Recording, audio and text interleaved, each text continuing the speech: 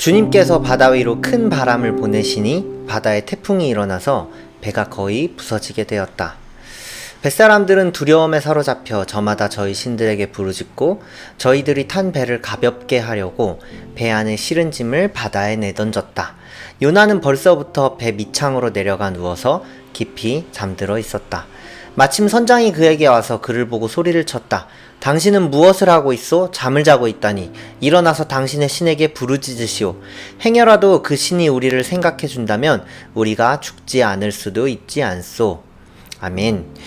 9월 요나서가 시작되었는데요. 어제 이성재 목사님께서 니느웨는 북이스라엘을 멸망시킨 아시리아의 수도였다 말씀해 주셨죠. 그런데 하나님은 자신의 민족의 나라를 멸망시킨 그 원수의 나라의 수도로 가서 하나님의 말씀을 전하라는 것입니다. 요나는 어떻게 했을까요? 요나는 주님의 낯을 피하여 도망갔죠. 여기까지가 3절 어제 말씀이었습니다. 오늘 말씀에서도 여전히 요나는 도망갑니다. 저는 어렸을 때 가족이랑 같이 외출을 하면 제 마음대로 좀 행동하는 경향이 있었습니다. 왜냐면 밖에서는 부모님이 잘 못 혼내시거든요. 그럴 때마다 말 안 듣는 저에게 엄마는 제 허벅지를 이렇게 꼬집으면서 이렇게 말씀하십니다. 귀에 대고요. 집에 가서 보자. 라고 하셨어요. 그러면요, 그때부터 집에 갈 때까지 저는 두려움에 떨기 시작하는 거죠. 어떻게 하면 집에 가서 안 혼날 수 있을까? 수십 번 생각했던 것 같습니다. 제가 그럼 집에 가서 어떻게 했을까요? 우습게도 집에 가자마자 방에 누워서 잠자는 척을 했습니다. 오늘 말씀의 요나도요, 잠들어 있었다라고 기록되어 있습니다. 저처럼 하나님의 낯을 피해, 주님의 낯을 피해 잠든 척 한 걸까요? 깊이 잠들다 라고 기록되어 있는데 원어를 보니까 기절시키다, 정신을 잃게 하다, 깊은 잠에 빠지다 등의 의미를 가지고 있습니다. 아마 저처럼 잠든 척 한 건 아닌 것 같아요. 그런데 신기합니다. 바로 앞절을 보니까 배가 거의 부서지게 되었다라고 되어 있습니다. 당시 상황을 보니까요, 바다에 태풍이 일어났습니다. 그 태풍은 주님께서 보내신 태풍이었어요. 그 태풍이 근데 너무 거세서 심지어 배가 부서질 정도였다라고 기록되어 있습니다. 그 정도로 태풍이 거센데 이 난리통에 잠자는 것이 가능한 것이었을까 하는 의문이 좀 들었습니다. 여러 가지 해석이 있는데 뭐가 맞을까요? 폭풍 가운데 잠자기. 첫 번째는 거센 폭풍 때문에 요나가 여기저기 부딪히다가 기절해버렸다. 그런 설명. 또 하나는요, 하나님을 피해 도망 다니는 길이 너무너무 힘들어서 피곤에 지쳐서 잠들 수밖에 없었다. 세 번째는 잠든 척 하는 것이었다. 저처럼요.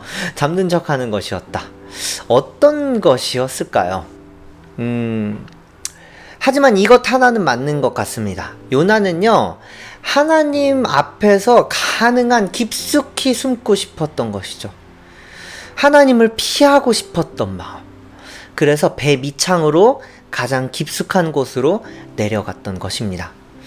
여러분은 이렇게까지 하나님의 낯을, 주님의 낯을 피해 본 적 있으십니까?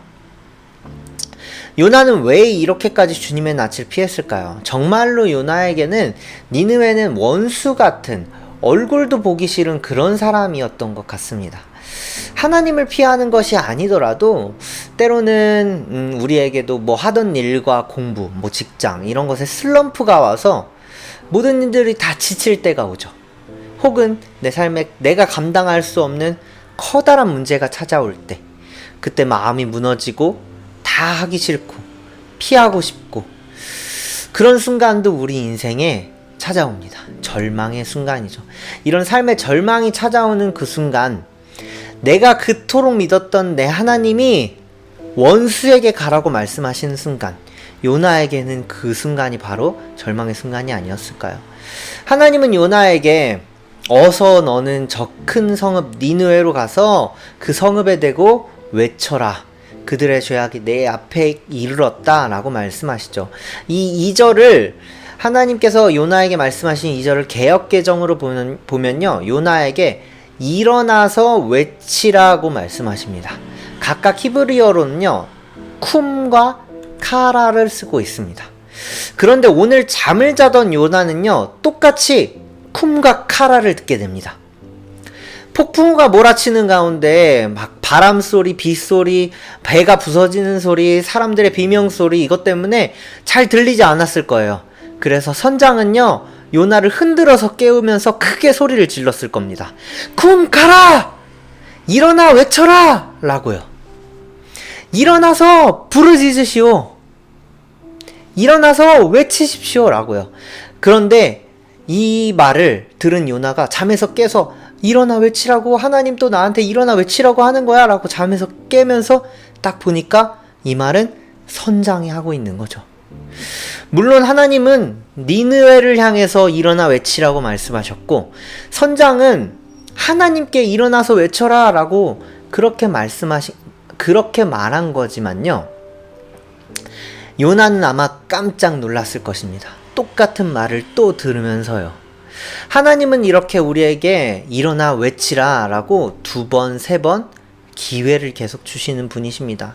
요나가 순종할 수 있도록요.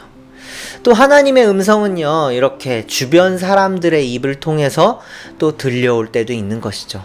하나님은 그 말씀을 듣고 우리가 순종하기를 원하십니다. 집에 도착하자마자 엄마의 낯을 피하던 기은. 저는 어떻게 됐을까요? 집에 도착하자마자 방에 들어가 자는 척 하던 저. 엄마는요, 신기하게 저를 혼내지 않으셨습니다. 그때 집에 가는 차 안에서 혼나지 않게 해주세요 라고 간절히 기도했거든요. 기도 응답이었을까요? 지금 생각해보면 엄마도 저에게 2번째 기회를 주셨던 것 같습니다.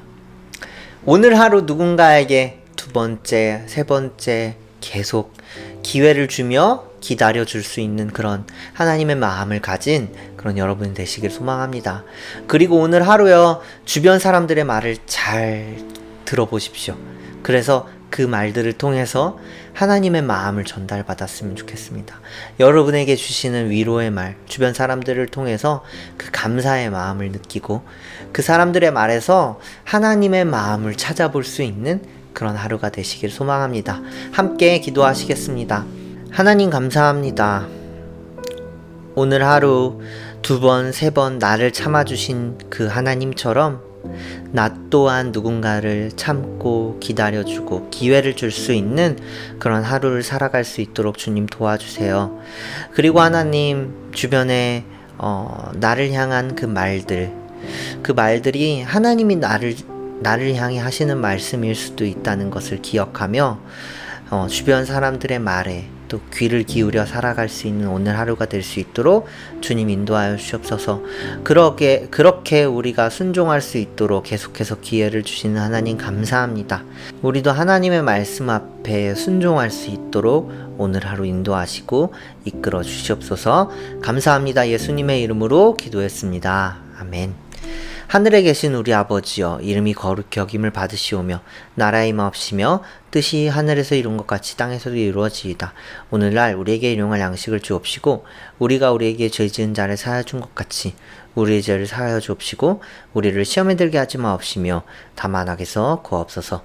대개 나라 권세와 영광이 아버지께 영원히 있사옵나이다. 아멘.